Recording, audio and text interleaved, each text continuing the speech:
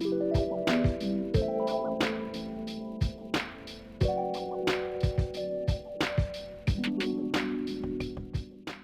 everybody, this is a familiar face. If you're not new to Clan Brandolorian, you know Andy from the Galactic. Oh wait, from Why So Sidious podcast. Andy, how's it going today, bro? I'm all good, brother. It's been a while. It's been a minute since we've been on together, isn't it? So it's absolutely great to be back chatting Star Wars with Clan Brandolorian. Yes, I'm running under a different clan myself nowadays. Previously Galactic Core. Now I'm running with the Why So Sidious boys. For who knows how long. So, yeah, but good to be here, back with you as always. Absolutely, yes. And last thing that we have done collectively, other than appearing on podcasts, we did the next day reaction and review for the Skeleton Crew, a show that we were kind of like, oh, yeah, it was okay. You know, not the best thing, but we still reviewed it, and it did pretty well. I mean, sometimes I go back and look at those numbers, and I'm like, we were killing it, man. But yeah, so we're going to go ahead and continue to review and basically react to upcoming Star Wars projects. We have Maul Shadow Lord coming out. We have The Mandalorian and Grogu and Ahsoka Season 2. The Ninth Jedi, like, you know me, I'm not a huge anime guy. I'll still watch it, so that might be on the back burner. We'll talk about that when that comes out. Stay tuned for those three projects coming out, because we will be talking about that, and that's just right around the corner. But in today's episode, we're talking about the Mandalorian and Grogu, but primarily what our predictions are going to be. Now, I did DM you, and I'm like, hey, look, there's going to be some factors here, whether it's going to be, you know, straight up a movie that's in theaters for a theatrical experience, or it's actually going to be a good Star Wars movie where there's tons of new lore, tons of existing lore, new characters, returning characters.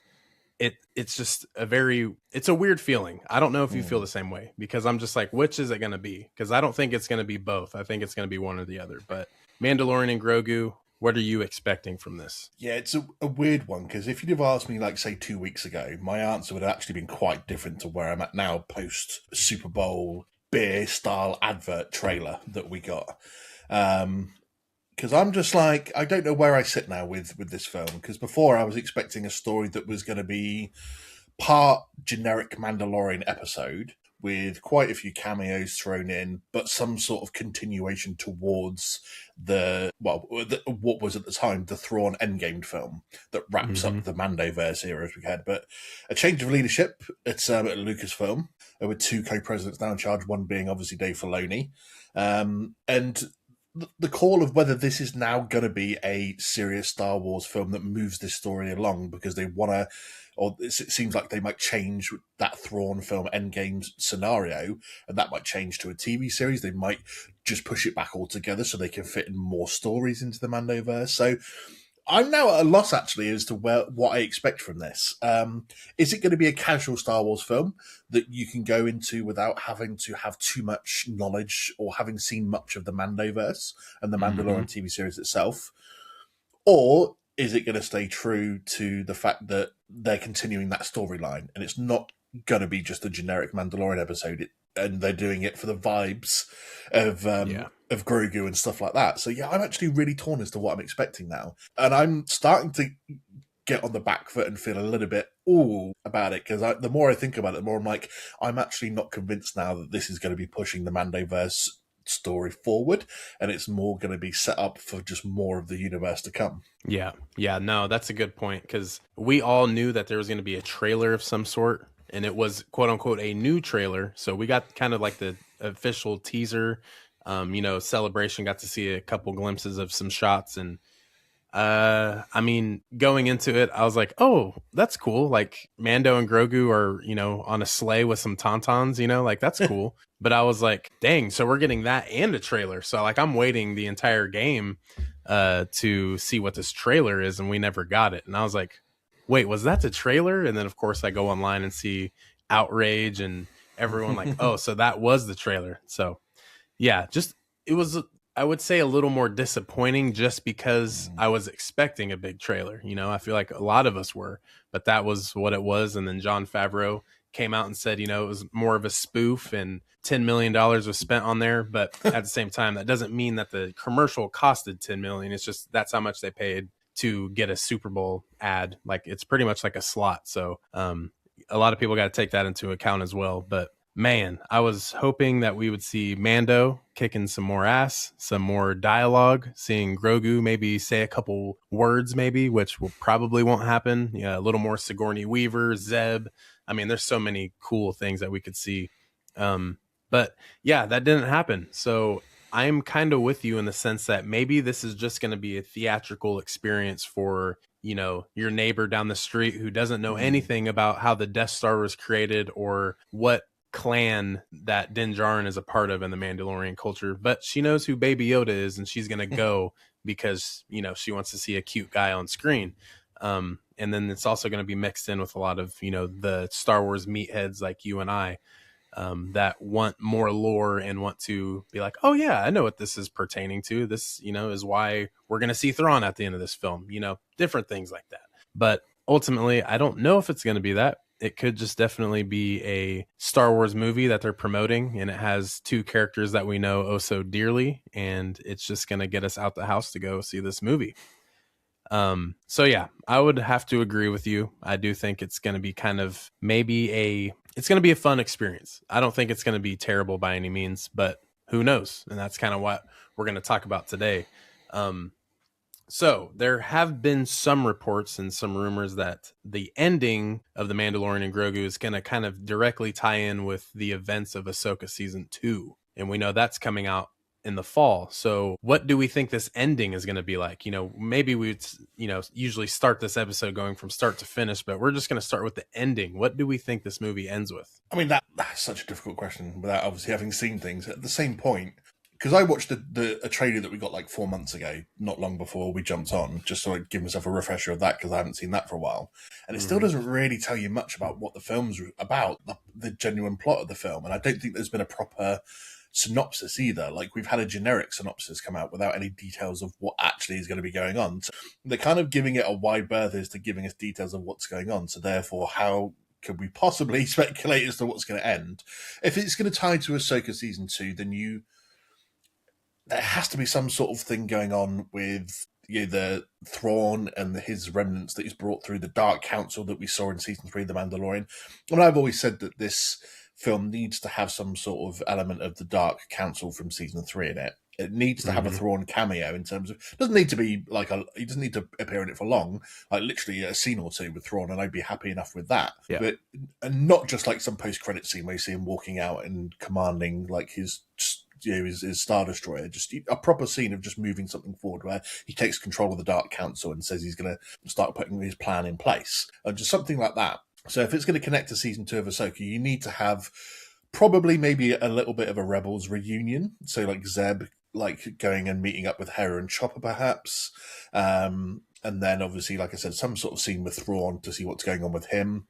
You could even technically have a bit of a post-credit scene where it's something with Ahsoka with Ezra and Sabine in the other galaxy on Peridia, setting up season 2 of Ahsoka to come in, you know, 3 or 4 months later. So if we're dreaming, that's what I would probably say is the best scenario for that, is just start linking it into the New Republic with the Rebels characters and Thrawn and Ahsoka herself in a post-credit scene. Yeah, that would be cool. A post-credit scene of seeing maybe Ahsoka or even Thrawn just kind of projecting himself in the middle of the Shadow Council would be pretty dope. And now I feel like, yeah, in a sense, we would be dreaming if we got something like that, because maybe Thrawn's not even in this film at all. Or even, I feel like he's going to be mentioned. I'm gonna be pissed. But maybe Thrawn doesn't even freaking show up, dude. Like, that would really suck. But, I mean, I feel like for the most part, we're going to see a lot of action. I mean, like, of course, we're going to see Rhoda. There's rumors of Embo. We see the arena fight. In the trailer, he kicks that dude across the bar. So we know we're going to get some classic Din Djarin, you know, ass kicking. But what is this movie entirely going to be leading up to the end? Because if we do go back and look at this as just it's a Star Wars movie in theaters, it's going to be one that everyone's just going to be like, yeah, that was a great movie. I feel like you still got to tie it in at the end somehow. If that is the rumor, it has to have a good connection. Maybe a shot of Thrawn on Dathomir. I mean, here we go dreaming again, but that would just be beautiful. And but when you mentioned Zeb, you know, going with Hera, Ezra, Chopper, it would be cool because we know that Din and Zeb have, some scenes together. So that would be cool, is at the end, just like how Boba and Fennec were recruiting muscle, maybe this is where we tie in Rebels characters like Hera and Chopper, Ezra, and Zeb's like, I know this guy who can help us out. Maybe Hera tells Zeb that Thrawn is, here and is coming because of Ezra. And that's how they tie in, like, I know this guy, he's a Mandalorian. And, maybe just seeing like the look on their faces, like, oh, cool. And, maybe they think that, Sabine might know him somehow, some way, through the Creed. But I mean, that would just be kind of cool world building. But yeah, other than that, I feel like the ending has to be executed in a good way, just because I want good lore and I want that story in this Mandoverse timeline to be good, especially if it's going to be stretched into a mini series for like the end game instead of the film. So I'm not too sure about what's going to go on there, but what would you prefer with the Filoni Endgame? Would you prefer it to be a movie or a limited series? We're trying to keep these episodes shorter, so I can't go on the rant that I might normally go on about this particular situation. Anyone that watches the show I'm on knows my issue, and probably I've said it before, to be fair, when we've done other previous stuff together. My issue with Filoni, not that he isn't done a tremendous amount for Star Wars and that he isn't still a good thing for him to be co-president because of how much he understands Star Wars, but just how much he wants to flog the horse of his own characters, and the fact that if he's now the one in charge that can dictate where and when the story goes, we're never going to leave the Skywalker era. We're never going to get out of these like 80 years. Yep. And especially if we're in this period of like between episodes 6 and 7, where he's got the bulk of the characters that he's worked with and created. We're never going to get out of this period either. He could infinitely prolong this Mandoverse to the Thrawn follow-up. We joked before, we messaged each other, we could be on Ahsoka season 19 before it fucking comes to an end. So I think I said in a video that I made that if you wanted to prolong it into a TV series, to me that is a good way to do it, because you don't have to cram everything about ending this universe into 2 hours on screen. Right. You can do it over 6 to 8 episodes, Okay, Disney aren't exactly great about giving us long episodes, like, say, Amazon Prime do. But, if you're going to say 45 minutes to an hour, as we normally predict, even though they're not normally that long per episode, then you can tell a better story over those 6 hours than you could do over a 2-hour film. So prolonging the finale of this universe into a TV series, to me, would be the better option. It would be the preferred option for me, because I want to obviously see more story. I want to see a well thought out and written story that gives you a worthy ending, not just everything crammed into 2 hours for the sake of making the money on the big screen. So if he wants to go down that route, I'm all for that route of prolonging the story to give us a better outcome of the ending rather than just a short film. Mm-hmm. Yep. That's how I look at it too, because I'm thinking like, wow, so the Mandalorian season 1, 2, or 3, like imagine one season is talking about the end of this timeline. So knowing and seeing Thrawn's end through 8 episodes would be very satisfying, only because that takes a 2-hour movie to maybe a 8 to 10 hour story that can be fleshed out. And then hopefully they kind of, I don't know, you got to expect filler in Star Wars, especially when the series, but there's times in for sure there's episodes in Mando, the Bad Batch. As much as I love the Bad Batch, there's so much filler. Rebels, and even Clone Wars. I mean, those longer seasons of a series, it's like, man, I don't want any more filler. Like, stick to the story. But that's okay. I'm not the one sitting in the writing rooms or making it, so I don't understand it to that point. As a consumer, though, no more filler. And in this Heir to the Empire Endgame thing, no filler. It has to be good story and more Thrawn, more Mando, more legacy characters. I don't know, whatever he decides to do, but do we think in the Mandalorian Grogu, are we going to see any original trilogy characters? And what I mean by that is maybe a Han, a Leia, a Luke, a Chewbacca. Do we think we see or get any mention of those characters? It's an interesting one, because it was a question that someone else raised to me the other day as well, about how could you, when you have Luke come and save them all at the end of season 2 of Mandalorian, and obviously he's there to obviously go for Grogu. He's not really there to save the Mandalorians, so to speak. But But how can you have them be the ones that are taking the fight to the remnants of the Empire, and Luke not be involved during this time period when you know he's out there? Yes, he may, as we've seen throughout Mandalorian and Boba Fett, we know he's setting up the new Jedi Temple and trying to get that all underway. But if he knows what a threat the remnants of the Empire could be, how could he not get involved? We know Leia's involved because she's part of the New Republic. So we've already seen that, okay, she sent 3PO in her stead, but in Ahsoka, obviously, she was technically kind of involved. I don't expect Han to be involved in any way in this. Probably not even name dropped. Leia, I would expect Leia to be name dropped. Obviously, we don't have anyone playing her right now unless they're going down the CGI route to actually have a physical appearance from a Leia. Luke seems obviously the most logical one that could potentially out of the legacy characters probably stop it by at some point.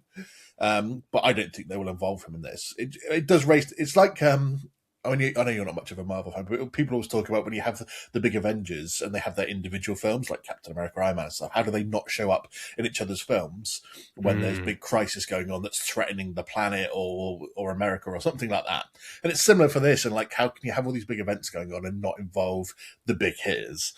Right. How can, Ahsoka series explains why she's not there. She's kind of getting involved, but on her own terms and doing her own thing. So how could Luke not get involved in this? Leia is clearly involved, but at a much higher level and off screen. So I don't think it's likely for anything to appear. Maybe a Chewbacca cameo, if we were being hopeful about something like that. She's been sent. Chewbacca's been sent there on some special envoy mission from Leia. Perhaps is maybe the one way we could get a legacy character. Crazy. I expect to see a few cameos in this film, though, not necessarily from, if we're talking like cameo appearances, not from the legacy characters. Like I said, at a push, I think Chewbacca is probably the one we can hope for. But I expect to see a drop-in from Bo-Katan here, and possibly even Boba Fett. Because I do expect to see these characters in here. See, now, don't get my hopes up. A Boba Fett in theaters, oh my goodness, I would love to see that. What would we... Boba Fett, Bo-Katan. Bo-Katan makes a lot of sense. She... I was just going to say, that'd be cool to see the Darksaber in this movie, but it is currently broken. Hopefully there's some tie-in. Maybe they took the Darksaber and maybe they're holding it for some time. Maybe they'll reconstruct it somehow. And it's like, the way we ended off in Mando season 3, we know that the Mandalorians are all together now. So I feel like someone has to show up, Mandalorian wise. So Bo-Katan, of course, being the leader would be a cool drop. I do think Boba Fett playing a factor would be kind of cool. Maybe, I don't know. How do we think he'd be incorporated? If you're trying to have some big battle against the Empire in this film, which it clearly looks like that's going to be the part of the main plot, obviously, because we see in the trailer he's fighting the Empire, they're scouting them out, he's blowing up AT-ATs or AT-ATs, depending which way you want to pronounce it. Don't kill me. So there's no reason why you couldn't go. He can't go off himself, because obviously he's doing jobs for the New Republic, where they're technically the New Republic themselves aren't allowed to maybe, or don't have the resources to jump in and help. And so Mando himself could be going off and going, I need some help. Hey, we realised that something big's going down here, but the New Republic can't help, and they could be a danger to you in this sector if we don't do something. So he goes off and gets Bo-Katan and the other Mandalorians. Or if he's like realising there's a bigger issue and he's got to round up some forces to help, that he goes to pay Boba Fett a visit and Fennec Shand and goes, hey, we've been helping each other out. You helped me, I helped you. Why don't you jump on board with this? Because I know you hate the Empire as well. And so it might not even be the fact that we necessarily see Boba Fett in action, but just, again, a small cameo where he goes to visit him on Tatooine and goes, you've been sat on your ass long enough of being the good king over here. Come and join in some action. And let's get the Empire over and done with. And Boba Fett's like, cool, I'm in. So that's how I could kind of see it going down. Anyway, what about yourself? Ooh, yeah. So it's got the wheels turning. This is a typical Brandon and Andy conversation.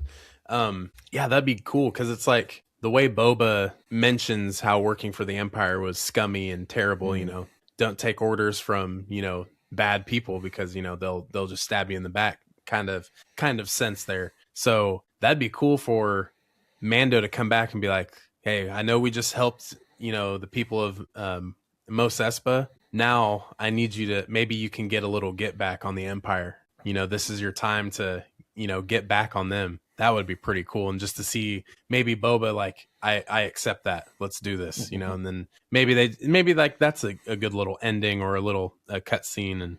And plus that gets Boba out of his Book of Boba Fett chapter where he's like, this life isn't for me. Yeah. Maybe he does need to be the badass Boba that everyone wants to see and, wanted after the Book of Boba Fett. And that, I think that's going to be a cool thing, especially if we're talking about Boba, because he went through those revelations. His lifestyle changed drastically, after being swallowed down by the Sarlacc pit.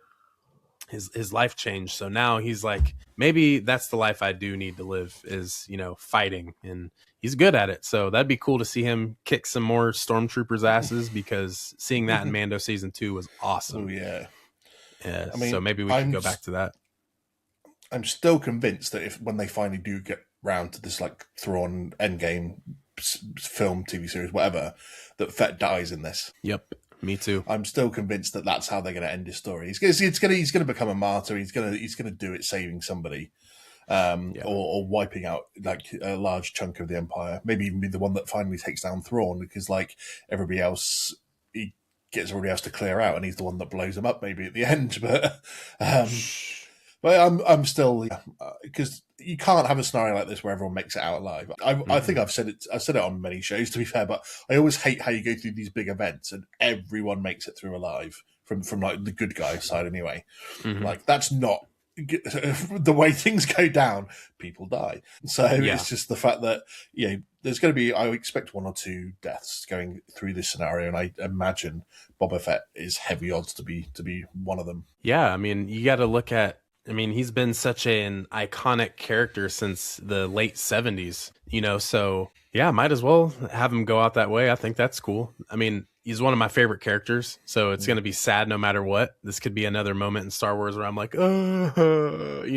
but so that'll be nice that if that does happen at the Filoni Endgame, it's not in theaters, because I'm not trying to cry in front of a bunch of people. I can do it at home.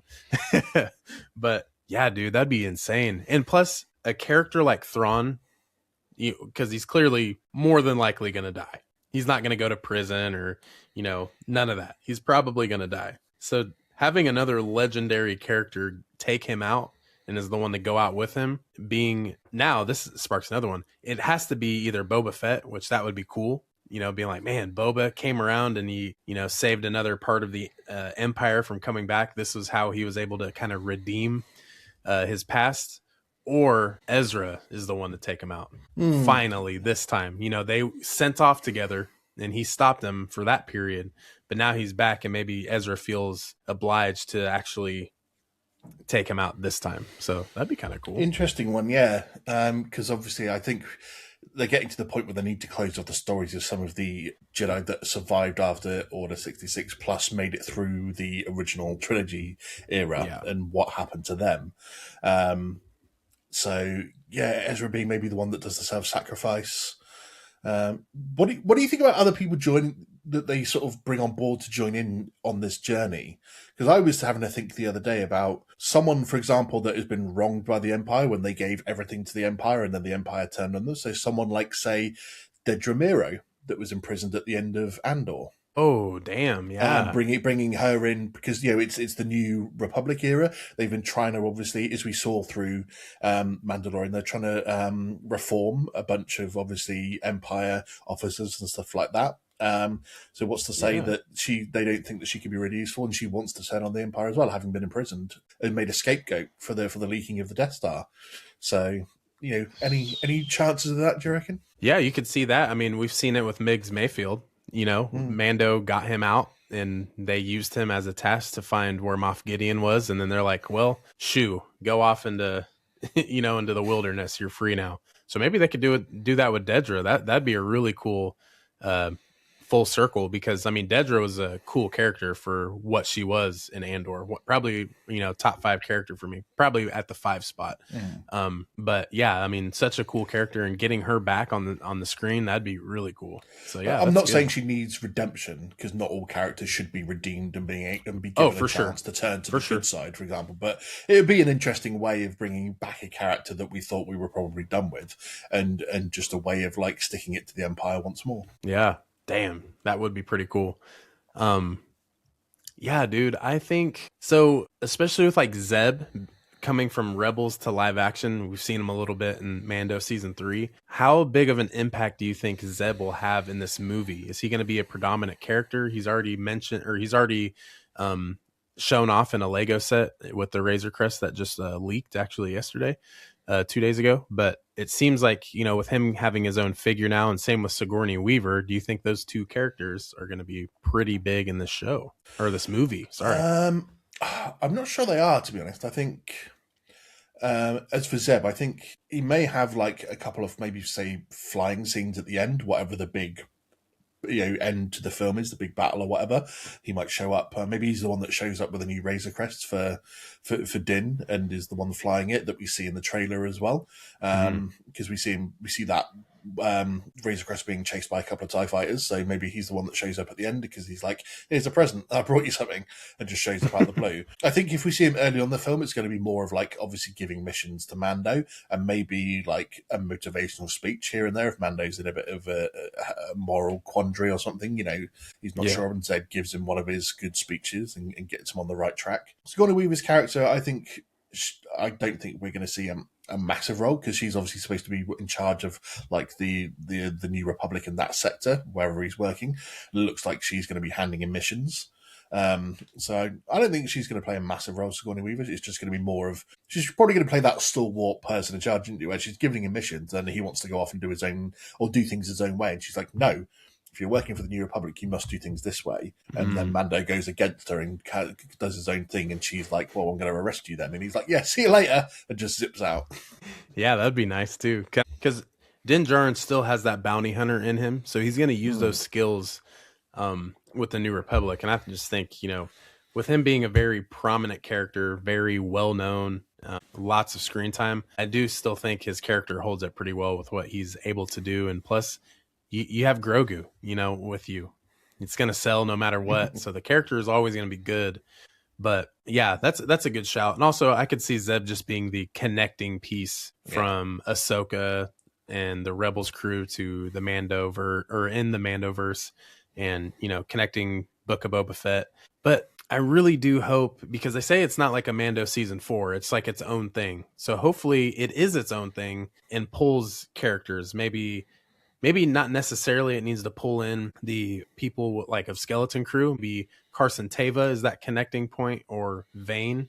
Even though he was just kind of like, we know that character, he's in Skeleton Crew, we've seen him. But I feel like there's a little bit more to that. And plus, Dathomir is next to AT-AT in the star map, so we know that there's probably going to be some use of the planet there now that it is out in the open now, not concealed against the galaxy. So yeah, there's going to be a lot of tie-in factors, but that's probably where I look at Zeb. And yeah, Sigourney Weaver, the more you talk about it, I'm just kind of like, she'll probably be there for a couple scenes. And plus, it's Sigourney Weaver. I mean, what a legend, bringing her in, and she'll have a strong role for sure. But well, I think the final thing we can talk about is, how do you think this is going to sell? I know you guys have talked about it on your show. I've seen you guys all talk about it. Me personally, I think it's going to do very well, just simply because it's the Mandalorian and Grogu, and that's the title of this movie. I mean, it could have been anything else, but it is simply called the Mandalorian and Grogu. So I think it's going to sell big just because of that. And plus, it's been 6 or 7 years since we've had a 7.5 years, 6.5. Yeah. Since the last movie. So what do you think, Mr. Movie Guy? What do we think? Well, there's two ways to look at it. There's the projections, which is what we talked about on our show, because we did the box office draft, and obviously can't remember who picked the Mandalorian, maybe it was Lub. In terms of what the film is projected to do, which on the lower half is about $700 million. I think the projection was about 750 to 900 million is predicted to do. This does have a chance to be $1 billion film. As we said, first Star Wars film since December 2019 when Rise of Skywalker came out. So first time in a long time. It's almost been the same sort of gap we had in between the trilogies. Well, obviously prequels to sequels, maybe not the like 1983 to 99, but even still, it's been half that time almost. So. So people are excited to get Star Wars back in the cinema rather than having the TV shows, which we've just been had to put up with in a way to get to this point. It just depends. I think it's the initial reception is actually going to dictate how well this film ends up doing, because is it going to be a film for the casual viewer? Is it going to be a film for the diehards? Because you kind of need both in a way, don't you? You want this to appeal to the casual viewers because it's, as we talked about, is it just going to be a film that's like based on the cool vibes of Mandalorian and Grogu? And therefore you can have the casual viewer come in and be like, oh, it's Grogu. Oh, look, it's hot Din Djarin. And sort of be happy with that. But then you need to have the diehard Star Wars people in there to make this a success as well. And whilst there's a certain portion of we know of our universe, unfortunately, that isn't the greatest when it comes to toxicity and stuff, you still need a large chunk of the hardcore fans in there to love this and to want to go back and watch it a few times for it to be successful. So it's unfortunately one of those ones where it could go so either way. And I know that's not the answer that I should be giving, because I should be taking one side or the other on this, but you just can't really place where it's going to. I think it's good. Yeah, we are looking at about 700 million. I think at least it definitely has a chance. If it has a good reception that first week, it has a chance to hit $1 billion, because people will not only then want to go and watch it in general, it will have repeat viewings. Oh yeah. So it has every chance, money wise, to do really, really well and hit over $1 billion. At the same point, this needs to be a film that encapsulates not only the continuation of the Mandoverse story, but it needs to feel like Star Wars without necessarily being full-on Star Wars, because it's not going to be lightsabers and Jedi and Sith. And I think outside of... In fact, this could be the first Star Wars film ever to not have a lightsaber in it. Yep, that is true. And if that is the case, it's a big moment for Star Wars, because that's never happened. You talk about, obviously, Rogue One and Solo, where it was just a flash in the pan for a lightsaber. But still, to have a Star Wars film that is predominantly based on the battle between good and evil and the Sith and the Jedi and not have a lightsaber in it is a big moment for Star Wars. And then to be successful off the back of that shows a way forward for Star Wars for the future, which is you still need to have the Jedi and Sith and the good and the dark and lightsabers involved somewhere in Star Wars, but it shows that there's a path forward for Star Wars outside of that. And that's important to the survival of Star Wars, I think. That's a good take, man. Maybe if they don't show a lightsaber, or don't have a good spot for it, like a fight that we see between a couple characters, maybe what they do is they show, a good old Grogu Order 66 flashback, and there's a lightsaber in the distance, and that's how you get your lightsaber in this movie. Maybe, yeah. Okay, I can let them off for that, to be fair, but it would still be a cheap cop-out in a way. Oh, yeah. Hey, knowing Filoni, what if he shows Anakin going down the hallway where Grogu could have been? Well, technically, thankfully, this isn't really Filoni, it's Favreau, isn't it? So true. But yeah, Filoni's hanging upside down in that writer's room. It. There's a post-credit scene with Keller and Beck in it, isn't there? So damn it. There it is. Hey, Ahmad Best. That'd be cool to get him in the movie back on screens. But yeah, dude, I think it would be safe to say at the least it probably would be a $700 million film. I mean, so many people are going to go. I know you and I are both going opening day, and I won't speak for you, but I probably will see it a second time just because. But yeah, I know you see movies a lot, so you'll probably be there 2 or 3 times, probably. Yeah, more than likely. Even if it's a bad film, it's still Star Wars on the big screen. Right. And we've been lucky the last few years. They've been repeating various Star Wars films in the cinema, so you've been able to go and complete the set, so to speak. So I can technically say over the last couple of years, I have watched every single Star Wars film in the cinema. So doesn't matter whether it's good or bad. I'm still going to watch it 2 or 3 times. Yep. Yeah, that's going to be amazing. Can't wait for it. Guys, let us know down in the comments. What do you think is going to happen with the Mandalorian and Grogu? Is it going to be a success? Is it going to be a flop? Let us know down below. And also, everything with Andy will be linked as well in the description, so you have no excuse to not go follow him on socials and check them out at Why So Sidious. So be sure to do that. But before we get off, Andy, I just want to thank you again, man. It's always good talking Star Wars with you. And yeah, we're going to be back around for Maul Shadow Lord, and that's just in the next 7 to 8 weeks. So be on the lookout for that.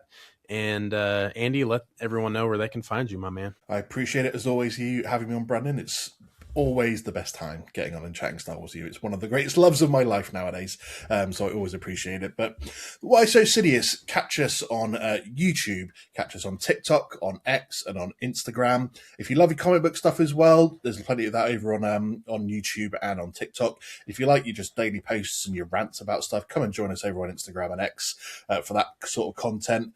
Spotify, Apple Podcasts, wherever you generally catch your podcasts, you will find us on there. Got some gaming streams coming up as well. Lub's doing some gaming streams. I'm going to be doing some gaming streams live on YouTube as well. Kicking off soon with Spider-Man 2. Lub's doing Ghost of Yotai at the moment. So if you like a little gaming session, come and join us for that as well. Plenty over at Why So Sidious to catch us up on. Beautiful. Yeah, go check that out, everybody. I will be tuning in to watching you play some Spider-Man. But hell yeah, guys, make sure you go follow Andy. Like I said, there's no excuses to not go check them out because it's just a couple scrolls down. So yeah, thanks Andy again, and Mandalorian and Grogu, guys. Please let us know down below what we think. But until next time, we will see you guys in the next episode.